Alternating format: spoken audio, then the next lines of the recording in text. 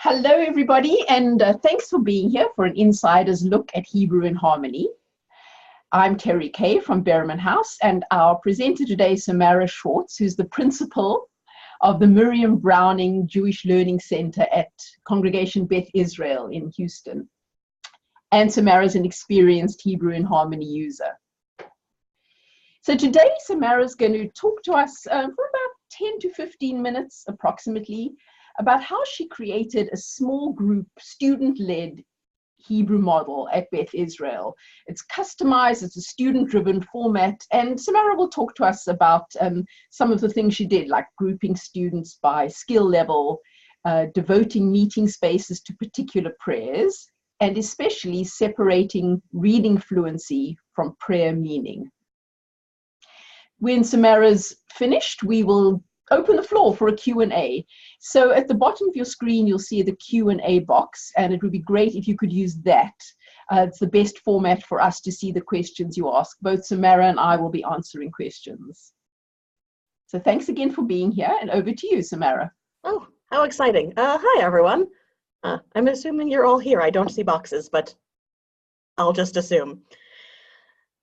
So we adopted Hebrew in Harmony a couple of years ago as part of our way of dealing with, I imagine, some of the same challenges that a lot of you deal with in your Hebrew schools, with sort of frustration that the kids weren't learning Hebrew in the way we'd like them to be, but also with the frustration that morale is down, motive is down, you're fighting with baseball and losing, and just those sorts of challenges that make teaching Hebrew so challenging for the kids and for me and for the teachers who couldn't guarantee which children they'd be teaching on any given week.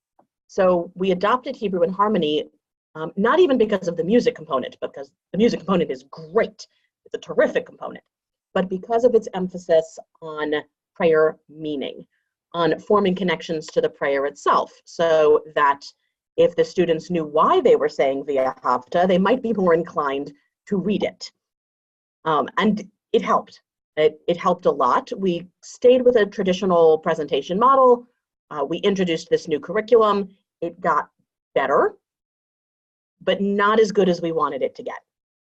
And then we realized that curriculum and implementation are two very different things. There is no such thing as a curriculum that can only be implemented one way. How you teach is important. And so we decided we were really doing two different things. We were presenting Hebrew learning, decoding skills, learning how to master the prayer. That is one skill set. And we were presenting philosophical, religious connection to the prayer, which is a completely different skill set. It's completely possible to be a good prayer discusser and a poor prayer reader, and vice versa. And we were getting bogged down in the meaning, either because, I wish because students were reading it too fast and we didn't have time to finish learning it, but really more because we'd run out of meaning and they still wouldn't have mastered how to read it, and now we were kind of stuck. So what we did was peel it apart. And on Sundays, they meet by grade, and they do prayer meaning making. That's all of the really wonderful engagement with Via Hafta or with Amidah or with whatever else they do that builds their connection to the prayer. And if they don't read a word of Hebrew on Sunday, fine. And that's by grade. We've decided what prayers are most important for which grade, and they enjoy the learning. On Wednesdays, or sometimes Thursdays, or in extremist Sunday afternoons, the kids do nothing but decoding. That is all they do is decode. And they work on prayers. And they don't do it by grade level. They do it by prayer. So instead of having a third grade teacher, I have a Shema Baruchu Michamocha supervisor. And the children who need to be working on those prayers are working on those prayers. As soon as they master a prayer, the teacher records it. They send it to me, I send it out to their parents, we all make a big fuss over it, and they start the very next prayer the very next day. If they finish everything being supervised in an area, then they are told, go see Maura Sharon, she's supervising the next set of prayers. and they'll be welcomed into a little Chavruta small group right where they are. So everybody is moving at exactly the speed they are moving at. If you've missed 4 weeks, you've missed 4 weeks. Report to where you report to, and you're working. If you're ready to move on to the next thing, you move on to the next thing. If your friend moves to another room and you'd like to be with your friend, perhaps that is a motivation to work. But really, the recordings are what excites them. I would say in this year of separating it out this way, if you like numbers, I actually added this up. I have sent out collectively about 150 emails of a student that has mastered a prayer. Obviously, some of those are the same student, which is very exciting, especially since I only have 50 to 60 kids coming regularly on Wednesdays. And that even may be a little generous. Morale is up. They are really excited. They are really happy to come. They refuse recess because they want to work. They're on a roll. They come in baseball gear and say, I have to leave 20 minutes early, but I figured an hour was better than no Hebrew. And so their parents bring them, which is very exciting for us. And they are learning how to talk about prayers. If you ask a student, a random student, tell me your favorite prayer and why, that's a question they can answer. And I know because someone did. And my back was turned and I didn't know what student they were asking, and I couldn't gear up like a student I knew could ask it. And this wouldn't have been the student I'd picked. And they could answer that question. So they're increasing their connection to tefillah. They are more enthusiastic prayers. And they are increasing the number of prayers they learn and sing and can really, really read. The other exciting part is they're starting to see learning as a thing they do and not as a thing that happens to them. It's not the teacher comes, I jump through hoops, I'll learn what I learn, bar mitzvah at the end. But they're really starting to see themselves as learners, as people who are growth mindset oriented, if you're familiar with Carol Dweck's work. People who can get better at reading Hebrew and know that they do get better at reading Hebrew, which makes them much happier learners. The teachers are also very excited because they have the ability to customize what each child needs to the child. We're fairly open that the standard for reading is different from child to child because each child needs to be held to a different standard and each child needs their curriculum to be designed for them. And it's very, very easy for the teachers to do that without slowing anyone or speeding everyone up or being public about what the standard is for each child, because that's happening individually. So they're pretty thrilled, and we will be continuing to do it. And Hebrew in Harmony is very easy to make work that way because everything is so modular and so divided, very easy to make work that way with a few binders and a little bit of motivation on the part of the teachers. It is very easy to implement the curriculum in that way.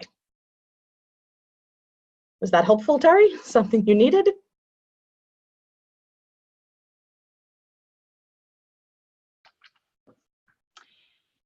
Samara, a quick question and to all our participants, and by the way, Samara, you can't see them, but I can see all the people listed.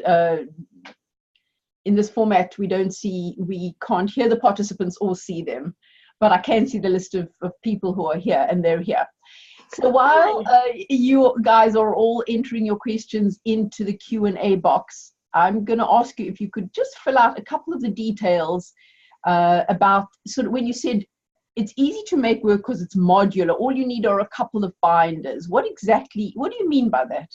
Okay, so when you are dealing with prayers written in a book, the book format keeps you bound to often to order or to having to do the same thing on Monday as you do on Wednesday because the book has to go from place to place. Hebrew in Harmony doesn't work like that. Everything is a packet. So it's very easy to be working on a different packet on Sunday than you are on Wednesday. It is very easy to collect your packets in the order that makes sense to your community. So you're not dealing with a book or a curriculum that spends a lot of time on a prayer that maybe your community doesn't read, or that doesn't include a prayer that your community does read. You can sort of make the curriculum match what you do and what you want it to do.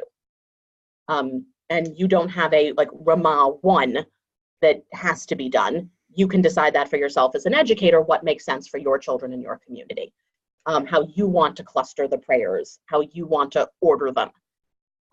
Whether you think Via Hafta's so important, I need to discuss it in the 3rd grade, but I don't want them to read it until much later in the sequence because it's tricky. That's all very easy to make work.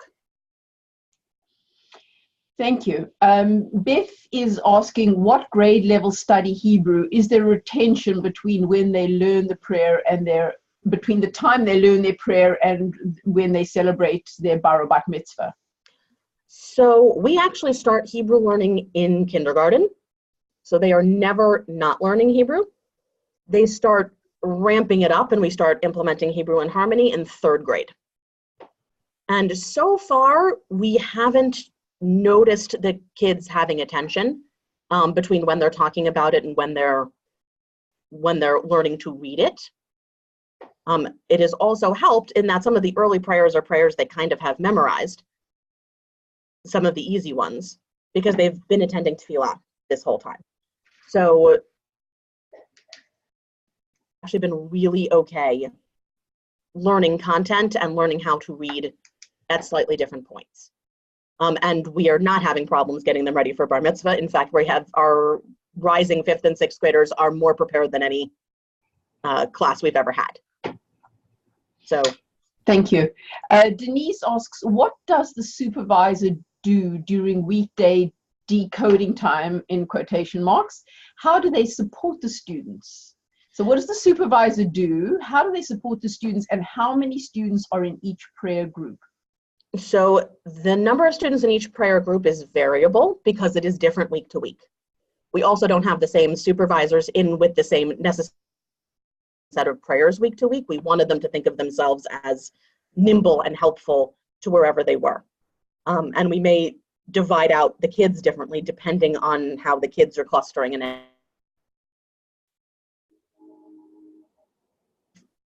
10 to 15 kids under each supervisor's generalized bailiwick. And they are sitting, they are reading with kids, they are rotating, they are listening. We also have Ozarim on Wednesdays and Thursdays, and that is hugely helpful. If you can bring in Madrachim, or in our case on Wednesdays, we have adult volunteers who sit and read with the kids and support them in this process. We have found that that model works really well. Some of the kids are actually really good at working in chavruta and listening to and supporting each other and correcting each other's mistakes. Some of the kids need an adult presence. Sometimes that's broken up by gender. But mostly they're working with the kids. And so am I, actually. I'm taking small groups myself on Wednesdays because I can. So can I just ask you a question? Then we're going to jump. Melanie has a question next. And I want to ask you that, so in the curriculum core, you've got a myriad of activities, right? Movement and dramatic arts and mindfulness and creative writing and drawing, etc. And of course the music. Where would you do such a group activity?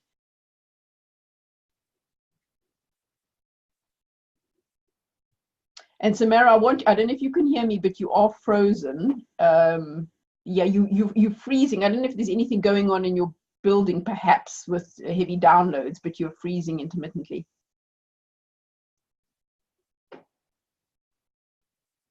I'm going to assume that was a what activities are you doing question? Yeah. So yes, the question was in which section, or is it in prayer meaning, or in the sort of the heavy duty skills that you would do such activities like mindfulness activities?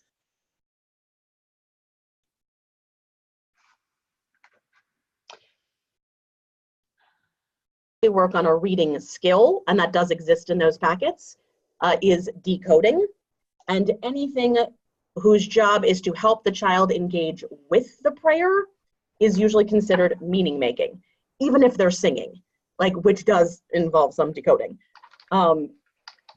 That's still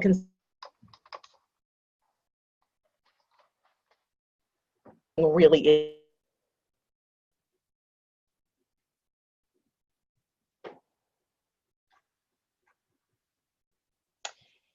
Okay, I want to say that I did not hear the answer because you were frozen on my screen, and I would so appreciate it if others could either it could type into perhaps into the Q&A whether you were able to hear, or in the chat bar whether you were able to hear.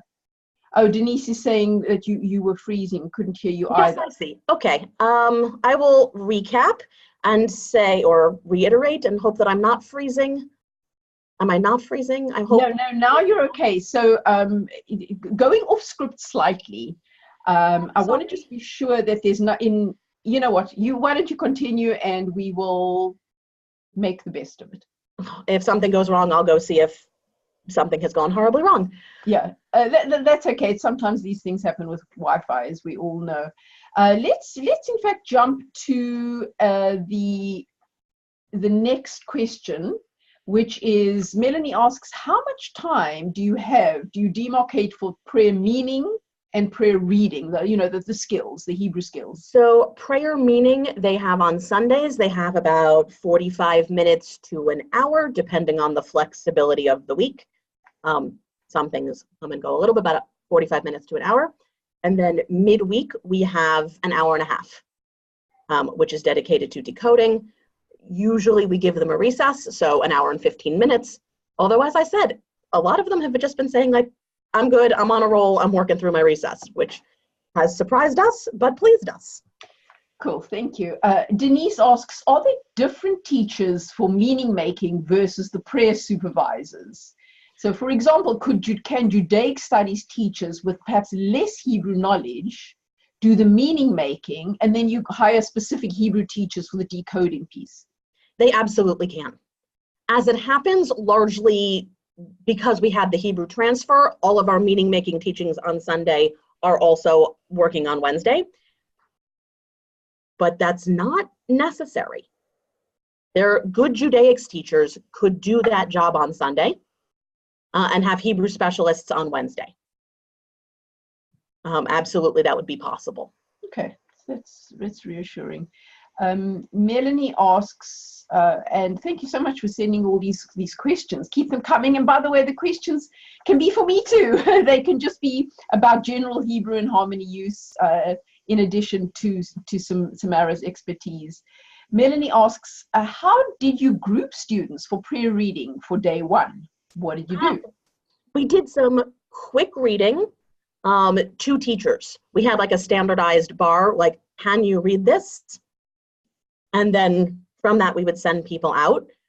We did know we had a bunch of students who needed to be remediated. We knew that from day one, so they just kind of went with that teacher. We knew we had some students from previous years who were running fairly high end, so they went someplace else.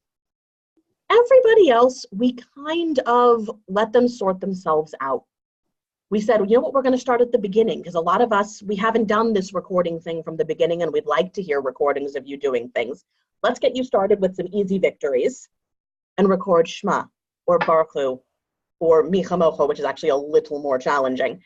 And we found that actually helped us cluster the kids, because the ones who were like, yes, Shema, yes, Baruch Hu, yes, Mi Chamocha, no problem, we're done with that in a week and a half and made a new cluster. And the ones who, as it turned out, once we took away memorization, didn't have that, were another cluster still. So given 2 or 3 weeks, they had managed to sort themselves out. And we did have 1 or 2 students who reclassified themselves, generally speaking, downward, who came and said, I'm not here yet. Thank you for having faith in me, but I actually don't have these skills yet. And I moved to that group. I think that's more where I am. And they went back and got their skill set learned up. They figured out pretty quick that the reason we did, and we never say, by the way, levels. We never say harder or easier. They're just groups. But they knew once they had base level skill sets, everything else was easier. And so they went back down and re-got their basics for themselves. Do the groups have names? They don't. They don't. You just in the schma, what? Right, like today, Mora Carey is supervising a vote, Givurot, and Kedusha. If you are working on one of those prayers, please go with Mora Carey. Mm-hmm. If you are working on Hotza'at Torah, Torah blessings or Haftorah blessings, please follow Mora Diana. If you are working on these prayers, please follow Mora.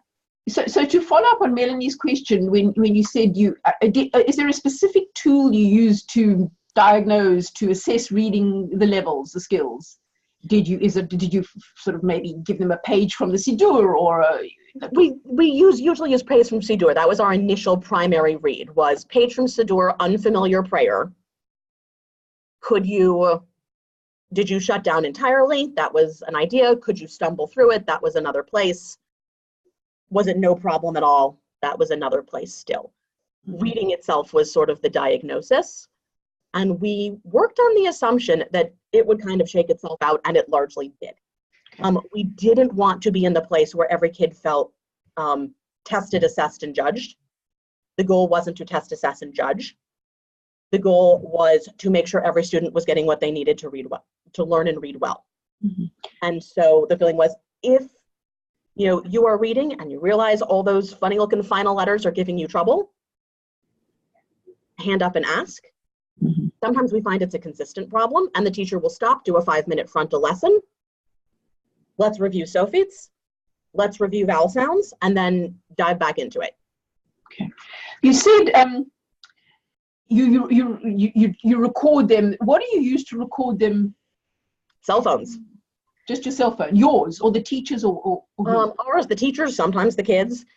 We also have a bank of Chromebooks, and if the kid wants to make a video recording, we will just open up the Chromebook and let them make a video recording, and we'll send it out that way. And then you send it home.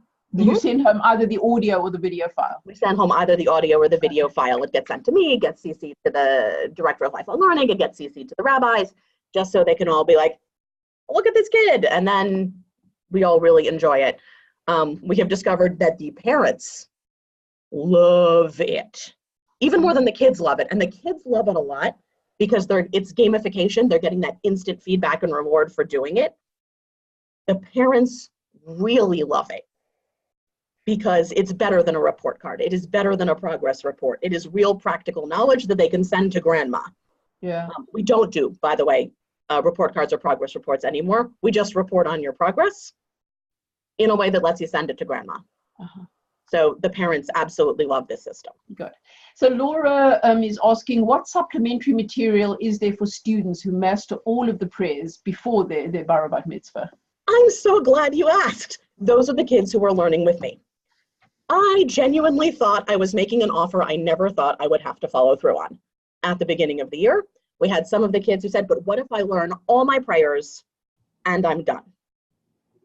I said, well, at the end of all your prayers and you're done, and I did not think I'd have to follow through on this, I will personally start teaching you how to learn Torah. You will work with me. Personally, I will take a small group and I will teach you how to learn Torah in advance of your tutoring. I have 5 kids in my group. They mastered it out. They worked really hard for it too. I'm like, I did not think that was a good thing. They're the happiest, all boys, as it turns out, not necessarily what you'd anticipate, and they're the happiest little boys in the world. They are learning to read Torah. They are exciting.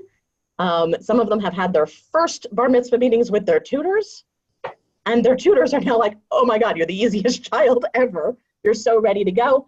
They're very happy. So just to follow up, Laura, and feel free to type in the chat bar or the question if any follow-up questions, but I'm sort of wondering if it's not in the ed director or someone's skill set to teach a child to read trope, what other supplementary materials might you use? Actually, may I answer?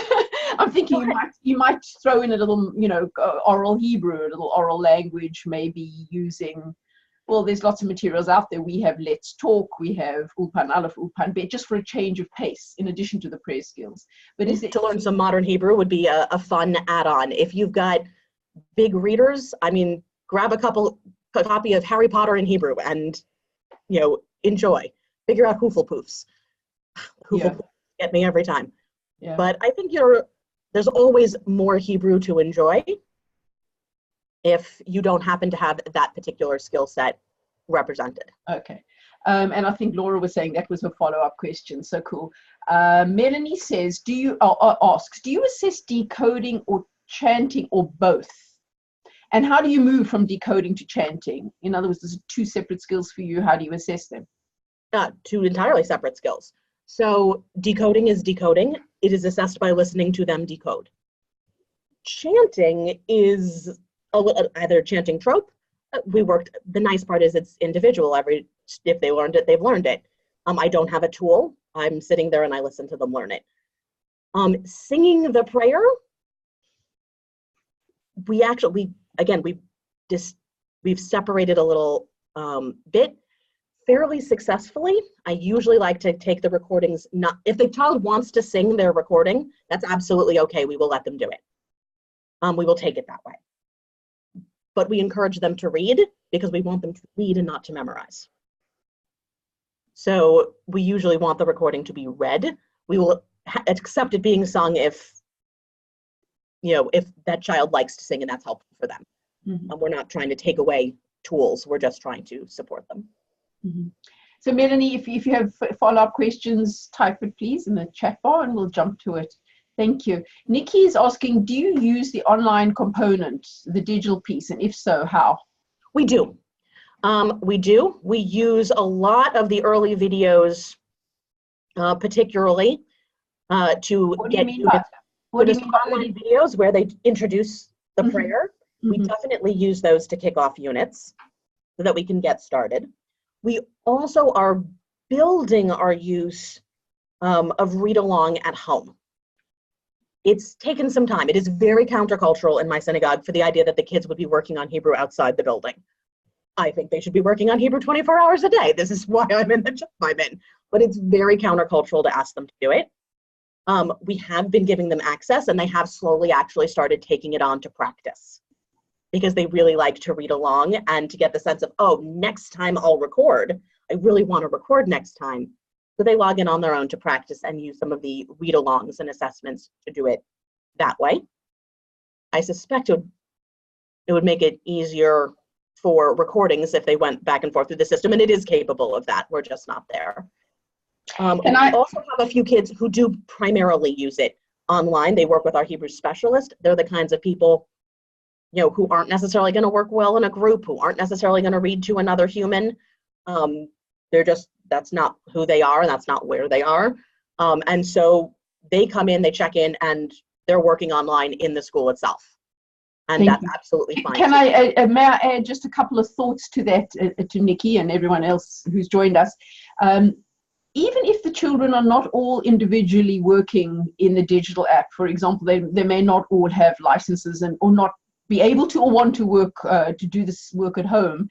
It's terribly important that at the very minimum the teacher have access to the digital app.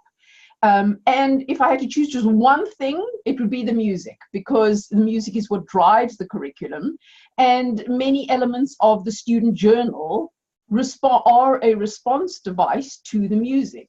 So let me say that the student journal, it's a good point to just throw in here, a good time to throw in that the student journal is not a freestanding traditional book, as for example, Hineni or Kol Yisrael, where it's actually a book, and you can say open to page 27.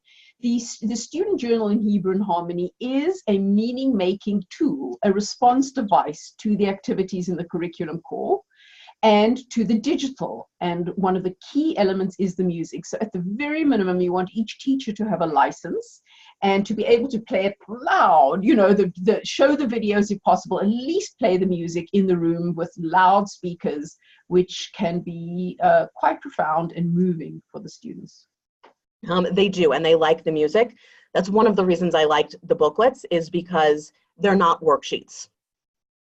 Like, a worksheet is a worksheet, a journal is a journal, and these are journals and they are not worksheets. My favorite bit is the part where it encourages them to assess themselves. There's always a set of smiley faces. Like, read the prayer. How do you feel about how you're doing? Then you assess the smiley face. I love those smiley faces. I love them so much, because it's making the student a part of the process. Learning is not happening to you. You are crafting your learning. If your learning is going well, say so. If your learning is not going well, ask for help, but see yourself as a learner. And do you find, and I don't know the answer to this, do you find that students frankly assess themselves? Are they willing to give themselves a frowny face? Actually, they are. That's the really exciting part for me is, again, we've been very growth mindset about this whole thing. I will consistently correct, and they're finally now consistently correcting each other, that if they say, I can't read this prayer, like I pop out of nowhere to say, yet. You can't read it yet. You will be able to read it once you practice. So, and you can't get that practice in if you're lying to yourself about where you are now. So being able to say, I don't feel great about this right now is the necessary first step. Right. And they could circle it about it. Sorry, Susan. They could circle it in pencil, and then as they get better, they erase it. They can erase it and recircle. Oh, look, I'm doing better. One of my, at the very end of the year, our last Wednesday, which was just this past week, we had a little party. We served some like hummus and cucumber salad. And one of my students, not my strongest reader, sat down with just some pita and no hummus. And then as she was sitting, she went back and took a small helping. And she said, you know, I don't know if I like it, but maybe if I try it again, I will like it more. And I went, you're not just talking about the hummus. You're talking about the whole experience of being here. It didn't go well the first time. That doesn't mean it's not going to go well the second time. And it doesn't mean it's not going to go still better the third time. Right. It was a global comment. Nice. And that was exciting. Being able to give yourself the frowny face is being able to give yourself the smiley face down the road. Right, that's true. So we're at 1:35. We have officially about 5 minutes. We did start about 2 minutes late, so maybe our group will be kind of let us run over. We have a bunch more questions. Sherry's asking, do the children generally first learn how to do basic decoding reading, such as Aleph Bet Quest, before moving into Hebrew and Harmony? They do. We don't just dump that on them. That would be ridiculous. Right. Okay. So, yeah. That's insane. That's madness. They are learning from kindergarten. We start with basic letters and we work them. So kindergarten through 2, they are learning basic decoding skills.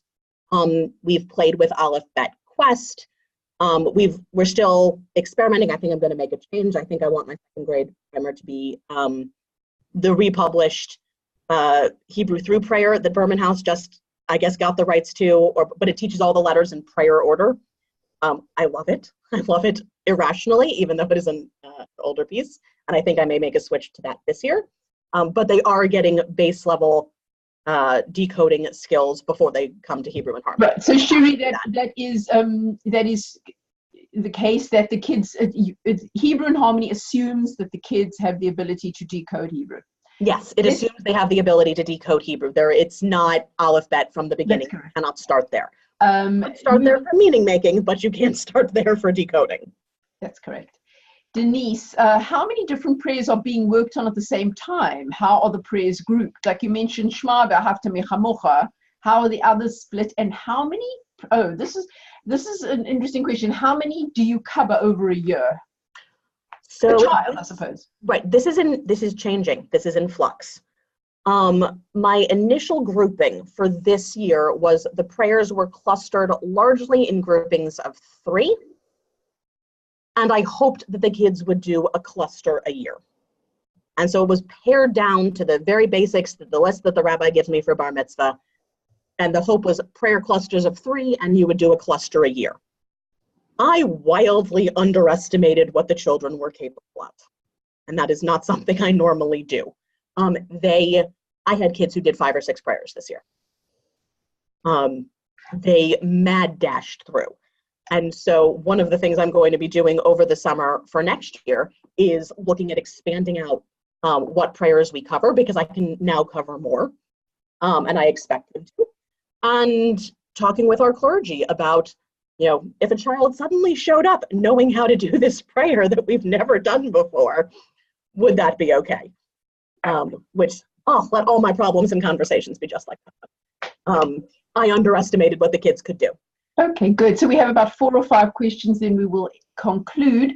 Here's a question: how are parents reacting? If a child is stuck in the same group for an extended period of time, what happens?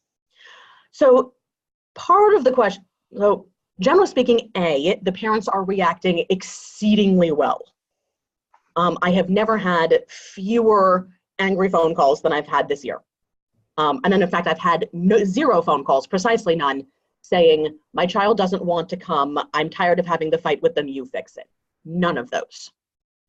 I had a couple of questions at the beginning, and they weren't sure how it was going to go, and 3 weeks in, their kid was loving it, and they were happy. So by and large, the children are happy, so the parents are happy. If we have a child who's bogged down, we are usually much more aware of it in this system than we were before, where children were kind of slipping through from grade to grade and year to year without picking up those skills. We're now watching them pretty carefully, and so that they can get more targeted help. So a child who is not picking things up very quickly might get assigned to a nose room for private help, so that they're working one-on-one and really getting that level of focused attention. We had one of our parents seek a little outside tutoring because they suspected, I think quite correctly, that it was a confidence issue. And so they did a little help one-on-one. And so really we're paying a lot more attention. And if a kid is getting bogged down, we notice and we recluster so that child is getting more attention and getting more support. Thank you. There was a follow-up question when you spoke about the Alphabet program that you said you love, and you said Berman had acquired the rights to it, and it was muffled for this participant. What is it? Is the What color is the cover? Green. It's green. It's called Hebrew Through Prayer. It just came out in the last. I got it in the last Golden Express. Shalom Hebrew. Sabisha, no, I don't think so. And I thought it was on my desk, and now it's not on my desk. See who's here. Oh, the Alphabet of Aviva. Yes, that is it. My colleague Aviva. Hi, Aviva. Okay, this is the Alphabet of Blessing. This is Aha.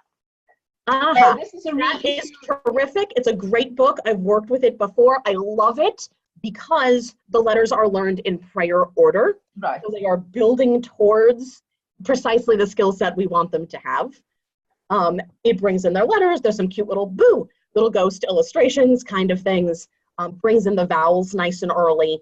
So I'm a big fan of it. It was a URJ publication that we bought over, and we've just reissued it. Very quickly, thank you for reissuing it. I love it. Melanie's asking, are you using the recording on a phone Chromebook instead of through the app because it reads for them first? Do you have your students use the online component? I think you did. They do use it to practice, but they record independently. And that is sort of an advantage of doing that, is that I know they're not listening or reading along and repeating a second after, but that in fact it is an independent reading skill. So they do that. And the app, however, Melanie, the app, if you do want your kids to hear it read aloud or to say it, then hear it repeated, you have the option in the app. Yes, and we absolutely encourage them to do that as they practice. Right, that's in the app itself. Do you offer any webinars? This is a question for Berman House to help with the digital use. I had some teachers that had trouble this year. I'm going to be responding to everyone after the webinar. I'm following up with you all, and you will let me know, Nikki, what sort of trouble you had. With the app, we have a reliable and responsive tech support team who can work with you individually.